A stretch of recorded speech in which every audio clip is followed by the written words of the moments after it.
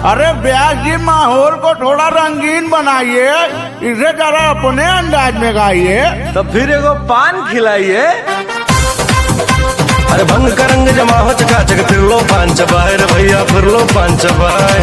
ऐसा झटका लगे जिया पे, ऐसा झटका लगे जिया पे, पुनर्जन्म हो जाए रे छोरा, रे छोरा, रे छोरा गंगा किनारे वाला, रे छोरा गंगा किनारे वाला।